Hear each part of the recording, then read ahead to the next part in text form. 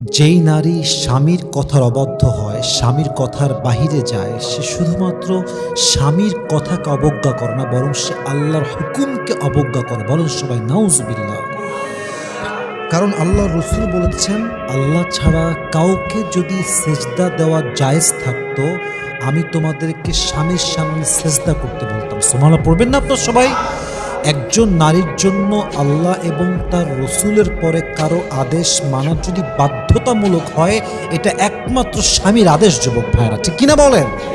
তো যেই মেয়েরা স্বামীর আদেশ মানে না, এই মেয়েরা কখনো পারিবারিক জীবনে সুখ পায় না, স্বামীর কাছে আদর পায় না, স্বামীর কাছে ভালোবাসা পায় না, এবং এই সমস্ত অবদ্ধ নারীদের জীবনের সর্বশেষ রেজাল্ট হচ্ছে তালাক। তালাক ছাড়া এদের জীবনে ভালো কিছু আশা করা যায় না, ঠিক কিনা বলে?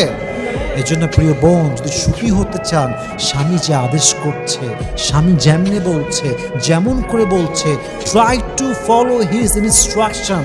সে যা বলে আপনি শোনার ট্রাই করেন, আপনার জীবনটাকে বরকতপূর্ণ করে দিবে একজন। বলেন সবাই, তিনি কে?